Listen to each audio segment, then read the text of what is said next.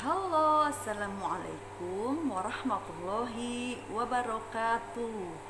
Jumpa dengan saya lagi, Neng Eva. Gimana kabarnya sahabat hikmah semuanya hari ini? Yang soleh dan soleha, yang baik hatinya, yang cantik dan yang ganteng, yang tidak sombong, rajin menabung, serta rajin sedekah. Semoga hari ini sehat-sehat walafiat dan dalam lindungan Allah Subhanahu wa taala. Dan semoga kita semuanya mendapatkan kucuran rahmat, keberkahan dan keridhoannya serta mendapat syafaat baginda Rasulullah Shallallahu alaihi wasallam baik ketika di dunia maupun di akhirat kelak.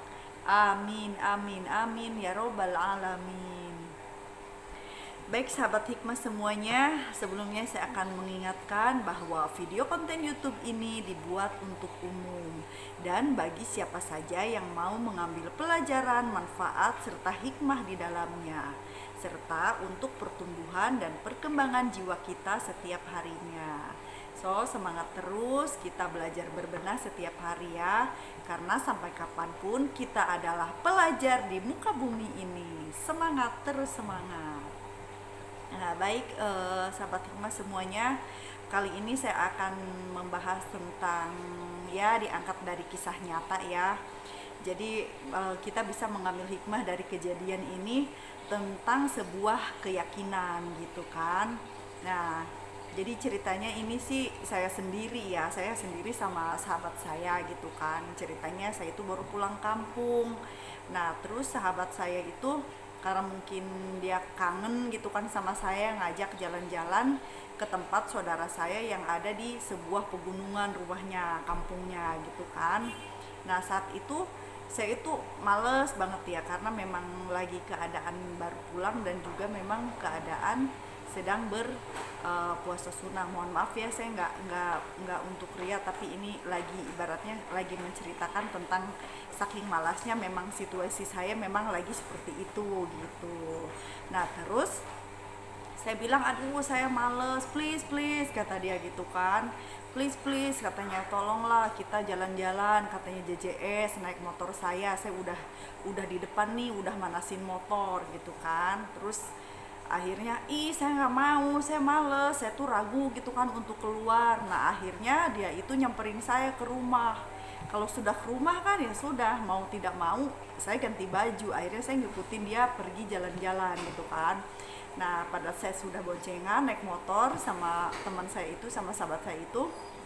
Nah, pas di pertigaan mau nanjak itu ternyata motor itu jatuh gitu kan. Motor itu jatuh karena ada mobil, jadi dia ketakutan untuk belok dan memang kondisinya masih belajar juga motornya itu kan. Naik motornya itu masih belajar.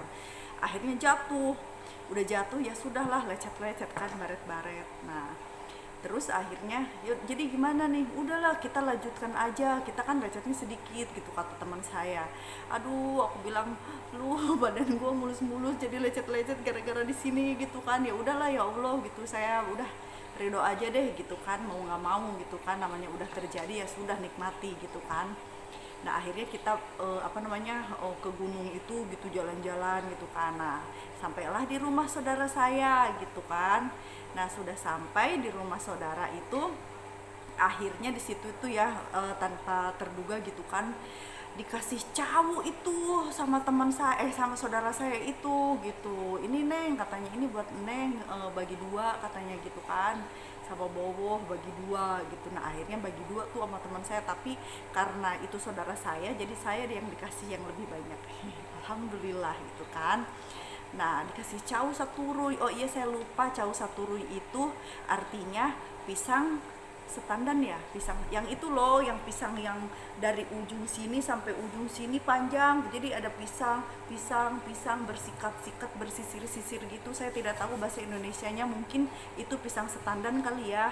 Kalau di bahasa saya itu pisang seturui gitu, jadi satu pohon gitu. Jadi yang panjangnya itu pokoknya segitu deh gitu kan. Jadi mungkin masing-masing bawa itu bisa lebih dari 20 kilo gitu gitu kan. Nah, Dari sini kita bisa mengambil manfaat serta hikmah di dalam kejadian atau peristiwa tersebut, bahwasannya kalau kita ragu memang sebaiknya jangan gitu kan, karena keraguan itu kan sebagai hijab atau kebalikannya dari keyakinan kita, sehingga mungkin sesuatu akan terjadi gitu kan, musibah yang buruk atau yang tidak baik atau hal yang tidak kita inginkan itu akan terjadi. Maka itu Allah memberi petunjuk, kita ragu-ragu gitu kan. Nah, terus yang kedua, karena teman saya itu saking yakinnya untuk pergi ke suatu tempat gitu kan. Nah, maka dari itu Allah itu memberi petunjuk. Jadi keyakinannya dia itu bahwa dia itu akan menjemput rezeki gitu.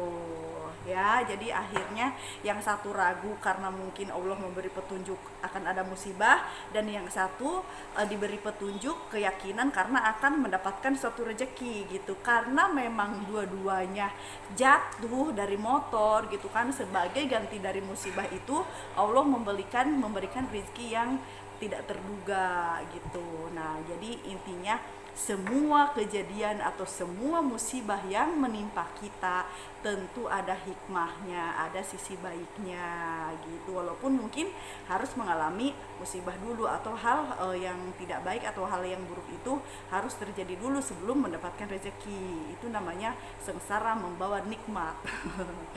Nah, gitu ya. Jadi dari sini kita bisa ambil pelajarannya.